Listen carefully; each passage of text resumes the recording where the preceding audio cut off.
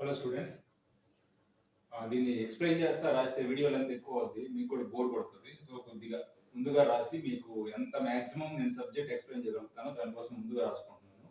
కొద్దిగా అడ్జస్ట్ అవ్వండి. ఇక్కడ వస్తే మనకి classification dispersion phase and dispersion medium ఆధారంగా 8 టైప్స్ అని చెప్పాము. డిస్పర్షన్ ఫేజ్ అంటే physical nature of the dispersion phase and dispersion medium ఆధారంగా 8 టైప్స్ అని చెప్పాము. అదే పార్టికల్ సైజ్ ఆధారంగా 3 టైప్స్ అని చెప్పాము. ఆ పార్టికల్ సైజ్ ఆధారంగా 3 టైప్స్ ఏంటి? Multi molecular colloids, micro molecular colloids, associated colloids. అదే type of interaction between the dispersion phase and dispersion medium బట్టి లయోఫిలిక్ కొలాయిడ్ అని డివైడ్ చేస్తాం. దానికోసం ఇక్కడ ఏంటంటే మనం ఫస్ట్ ఫిజికల్ నేచర్ ఆధారంగా dispersion phase, dispersion medium 8 types అని చెప్పాము. దాన్ని మనం ఇప్పుడు డిస్కస్ చేద్దాం. ఓకేనా? First dispersion phase solid, liquid, gas ఏదైనా కావచ్చు. డిస్పర్షన్ ఫేజ్ అదే, అందుకే నేను ఫస్ట్ వీడియో చూడండి, సర్ఫేస్ కెమిస్ట్రీలో ఇది థర్డ్ వీడియో. ఇది చూడడం ఫస్ట్ వీడియో సెకండ్ వీడియో చూసి ఆ తర్వాత ఈ వీడియోకి రండి, మీకు నీట్గా అర్థం. ఓకేనా? ఫస్ట్ డిస్పర్షన్ ఫేజ్ సాలిడ్ కావచ్చు, లిక్విడ్ కావచ్చు, గ్యాస్ కావచ్చు. డిస్పర్షన్ మీడియం కూడా సాలిడ్ కావచ్చు, లిక్విడ్ కావచ్చు, గ్యాస్ కావచ్చు. ఓకేనా? ఇప్పుడు మనం చూస్తే డిస్పర్షన్ ఫేజ్ ఇవి ఎట్లా రాసుకోవాలంటే నేను ఒక హింట్ ఇస్తాను. ఫస్ట్ సాలిడ్ రాసుకోండి. First solids 3 solids, 3 liquids, 3 gases రాసుకోండి. సో టేబుల్ ఎట్లా మీకు ఈజీగా అర్థమయ్యేదానికి టేబుల్ రాసేటప్పుడు ఫస్ట్ 3 సాలిడ్స్, 3 లిక్విడ్స్, 3 గ్యాసెస్ రాసేసుకోండి. నేను చూడండి 3 సాలిడ్ రాసా, 3 లిక్విడ్ రాసా, 3 గ్యాస్ వరుసగా రాసా. నెక్స్ట్ ఏం చేశాను? సాలిడ్, లిక్విడ్, గ్యాస్ రాయండి. సాలిడ్, లిక్విడ్, గ్యాస్ అయిపోయిందా? మళ్ళీ సాలిడ్ స్టార్ట్ చేయండి. Solid, liquid, gas. మళ్ళీ గ్యాస్ తర్వాత solid, liquid, gas. First 3 solids రాయండి, 3 లిక్విడ్స్ రాయండి, 3 గ్యాసెస్ రాయండి. ఆ తర్వాత solid, liquid, gas card stop చేయండి. మళ్ళీ సాలిడ్ స్టార్ట్ చేసి solid, liquid, gas card stop చేయండి. మళ్ళీ సాలిడ్ కార్డ్ స్టార్ట్ చేసి సాలిడ్, లిక్విడ్, గ్యాస్ ఈ విధంగా స్టార్ట్ చేసి ఆ తర్వాత మనం ఇప్పుడు ఈ టైప్ ఏమంటాం? సాలిడ్ ఇంటూ సాలిడ్ అంటే డిస్పర్షన్ ఫేజ్, డిస్పర్షన్ మీడియం రెండు సాలిడ్ కలిసి ఒక కొలాయిడ్ ఏర్పరుస్తుంది. So dispersion medium solid, dispersion phase solid అంటే అర్థమైంది. సాలిడ్ కలిసి ఒక కొలాయిడ్ ఏర్పరుస్తుంది. ఇక్కడ సాలిడ్, లిక్విడ్ కలిసి ఒక కొలాయిడ్ ఏర్పరుస్తుంది. ఈ థర్డ్ ప్లేస్ లో సాలిడ్, గ్యాస్ కలిసి ఒక కొలాయిడ్ ఏర్పరుస్తుంది. సో ఇక్కడ లాస్ట్ కేస్ లో గ్యాస్, లిక్విడ్ కలిసి ఒక కొలాయిడ్ ఏర్పరుస్తుంది. గ్యాస్ అండ్ గ్యాస్ వచ్చి కొలాయిడ్ ఫామ్ కాదు. ఎందుకు? మనం ప్రాపర్టీస్ చదివేటప్పుడు కొలాయిడ్స్ హెట్రోజీనియస్ అని చెప్పాము. గ్యాస్ మిక్చర్ వచ్చేసి ఆల్వేస్ హోమోజీనియస్. కాబట్టి గ్యాస్ ఇంటూ గ్యాస్ అనేది కొలాయిడ్ ఫామ్ కాదు. So remaining all type of combinations లో మన కొలాయిడ్స్ ఫామ్ అవుతాయి. ఇక్కడ చూసారనుకోండి, ఫస్ట్ సాలిడ్ అండ్ సాలిడ్ ఈ టైప్ ఆఫ్ కొలాయిడల్ సొల్యూషన్ మనకి ఏం చూపిస్తుంది అంటే, దీన్ని మనం సాలిడ్ కొలాయిడ్ సొల్యూషన్ ని సాలిడ్ సాల్ అంటాం. సాలిడ్ కొలాయిడ్ సొల్యూషన్ ని సాలిడ్ సాల్ అంటాం.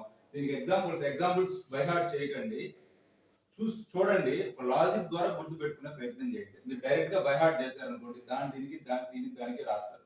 ఒక లాజిక్ ద్వారా గుర్తుంచుకునే ప్రయత్నం చేస్తే మీకు ఈజీగా ఉంటుంది. చూడండి, ఇక్కడ రూబీ గ్లాస్ అంటేనే మీకు మైండ్ లో ఏం తట్టాలి?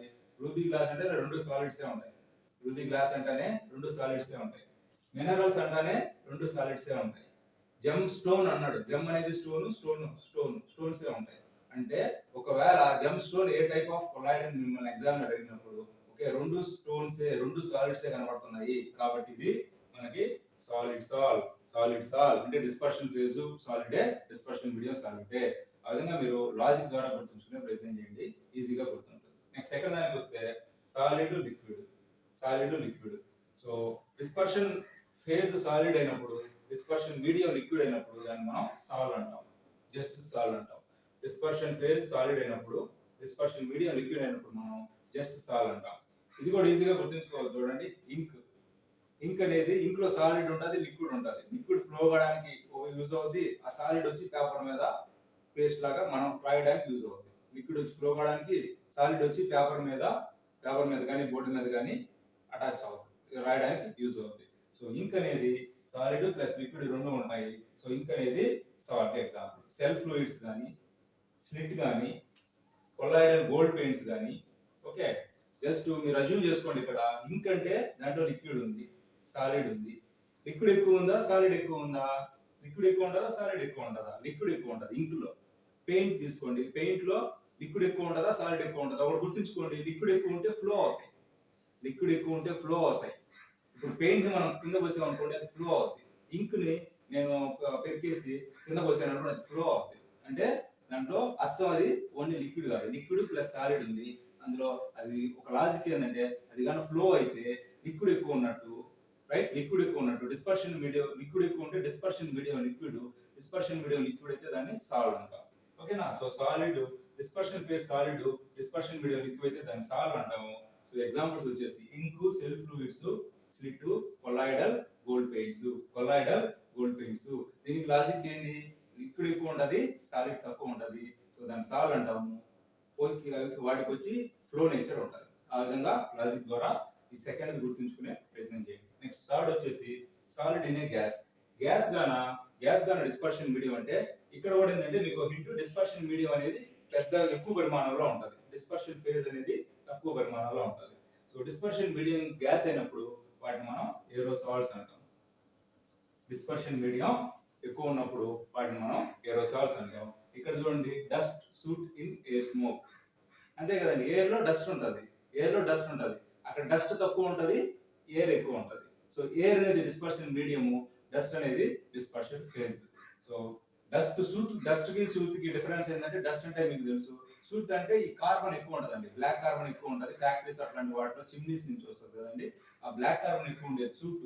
మామూలుగా మనకు డస్ట్ అంటే మనకు తెలుసు, dust suit in air smoke వచ్చి ఏరోసాల్. అయితే ఈ థర్డ్ కూడా గుర్తుంచుకోవడం మీకు ఈజీ, ఏరోసాల్. నెక్స్ట్ ఫోర్త్ కి వస్తే లిక్విడ్ అండ్ లిక్విడ్ సాలిడ్. అంటే సాలిడ్ ఎక్కువ ఉంటది, లిక్విడ్ తక్కువ ఉంటది. సాలిడ్ ఎక్కువ ఉంటది, లిక్విడ్ తక్కువ ఉంటది.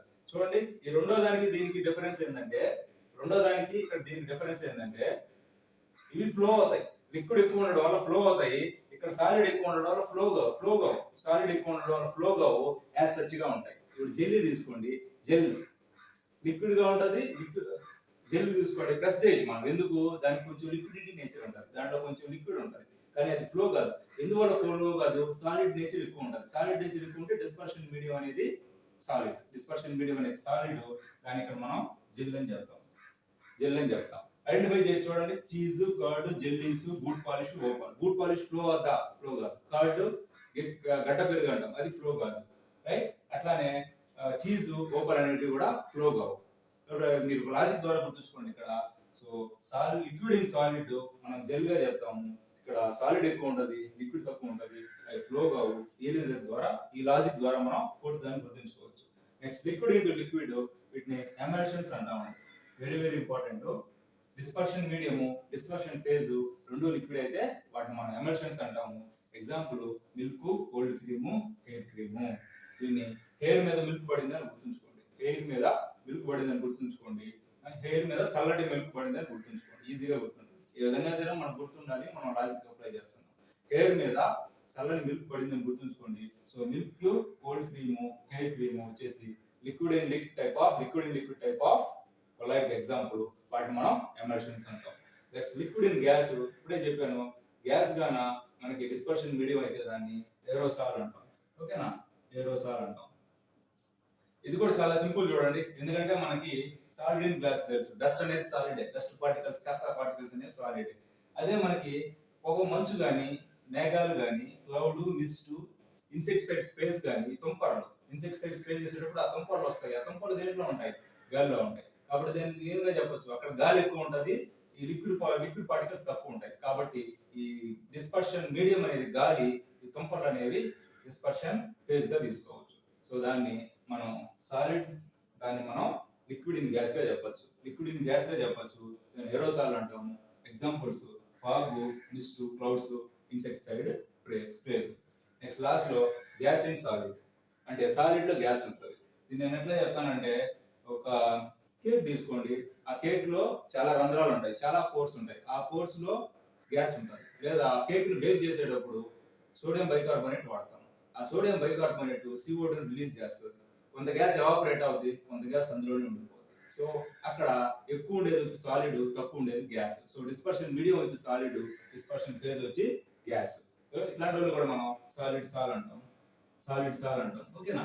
ఎగ్జాంపుల్స్ వచ్చి, ఇప్పుడు కార్క్ అనేది ఒక రకమైన సాలిడ్, దాంట్లో గ్యాస్ వచ్చి నిండిపోయి ఉంటుంది. కార్క్ అనేది ఒక రకమైన సాలిడ్, దాంట్లో గ్యాస్ వచ్చేసి నిండిపోయి ఉంటుంది, అందువల్ల దాన్ని గ్యాస్ ఇన్ సాలిడ్ అంటాం. నెక్స్ట్ క్రిమైల్ స్టోన్, రామేశ్వరంలో తేలియాడే రాళ్ళు ఉంటాయి చూడండి, ఎందుకు వాటిలో గ్యాస్ ఉండడం వల్ల రామేశ్వరంలో రాళ్ళు తేలియాడతాయి. దానికి కూడా మనం ఎగ్జాంపుల్ ఏం చెప్తామంటే గ్యాస్ సాలిడ్ గా చెప్తాం. సో కార్కు పిమల్ stone, foam rubber, bread, cake అవన్నీ గ్యాస్ ఇన్ సాలిడ్ కి examples. Next gas in liquid. Gas in liquid తీసుకుంటే ఇక్కడ మనకి దీనికి ఆపోజిట్ అండి.